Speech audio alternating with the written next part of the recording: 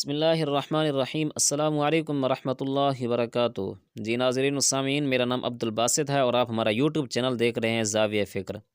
سامعین محترم، آج کی ویڈیو کی طرف بڑھتے ہیں تو ویڈیو کو شروع کرنے سے پہلے میری چھوٹی سی ریکویسٹ ہے، جو ہمارے چینل پر نیو ہے جلدی سے ہمارے چینل کو سبسکرائب کریں اور گھنٹی کے بٹن کو پریس کریں اور آل پر کلک کر لیں۔ ویڈیو کو لائک اور شیئر بھی کر دیں دوستوں میں۔ سامعین محترم، آج کا جو ہمارے ویڈیو کا ٹاپک ہے وہ گناہوں کی قیمت جو ہم ادا کرتے ہیں، کہ ہم گناہ کر کر کے پھر جو اس کا معاوضہ اور جو اس کی قیمت ادا کرتے ہیں دنیا میں، آج اسی پر بات ہونی ہے۔ تو سامعین محترم، ہر گناہ کے بدلے اب اپنے دل سے تھوڑا سا ایمان نکالتے ہیں، پھر گناہ کی لذت تو آپ کو ملتی ہے لیکن بدلے میں آپ کا ایمان ضائع ہو جاتا ہے۔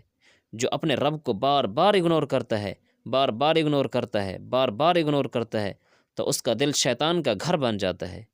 اب شیطان جس گھر میں داخل ہوتا ہے نا، تو اس کی یہ خواہش ہوتی ہے مجرے دکھائے جائیں، بس نفس اور ہوس کے تماشے چلتے رہیں ساری عمر اس کے سامنے۔ تو جو لوگ اپنے دل میں شیطان کو جگہ دیتے ہیں، پھر ان کی زندگی ان کے ہاتھ میں نہیں رہتی،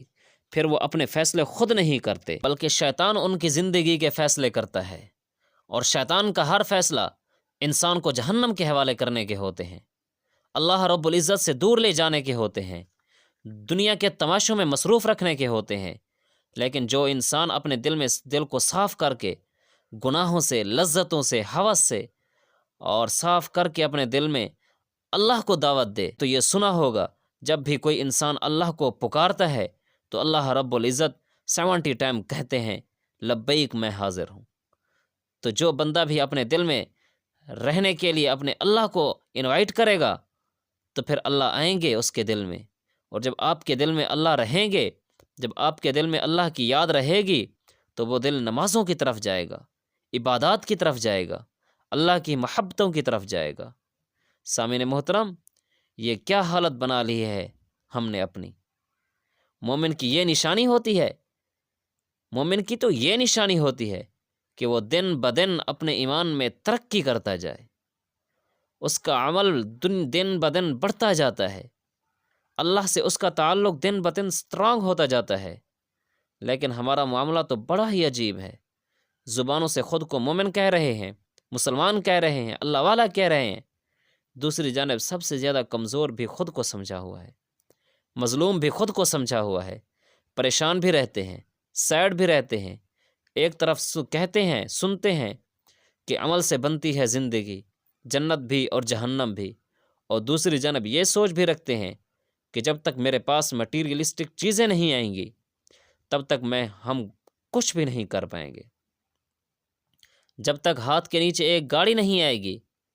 تب تک میں اپنے آپ کو کامیاب نہیں کہہ سکتا، جب تک 2 ملین میرے فالورز نہیں بنیں گے تب تک تو دنیا میں کوئی نام ہی نہیں بنا سکتا،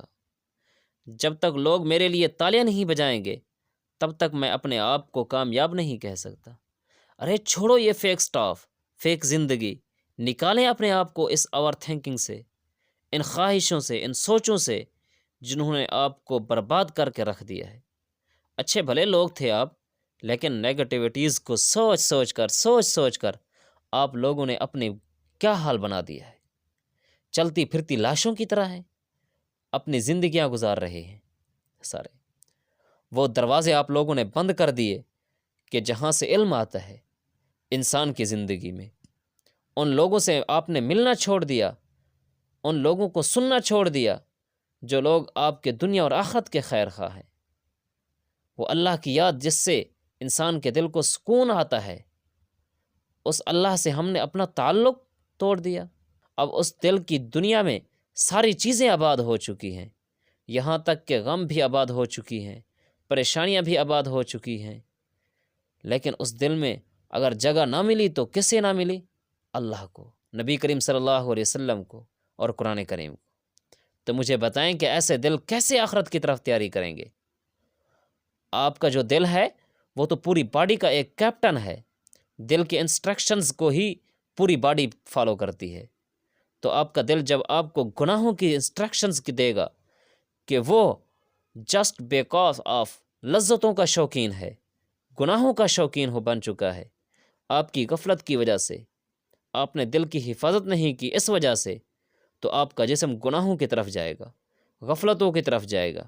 یا پھر لیٹے لیٹے پڑے پڑے بیٹھے بیٹھے تنہائیوں کے حوالے ہو جائے گا۔ آپ کا جسم ایک دن ختم ہو جائے گا۔ 2-4 کندھے ملیں گے فارمیلٹی پوری کرنے کے لیے، 6 فٹ زمین کے اندر دبا دیں گے، نام ہی مٹ جائے گا۔ تمہارا خدا کی قسم،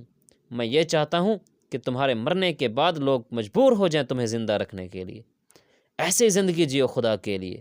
اور یہ تب ہی ممکن ہوگا جب تم اپنا تعلق اللہ رب العزت سے اور رسول اللہ صلی اللہ علیہ وسلم سے اور قرآن کریم سے جوڑو گے۔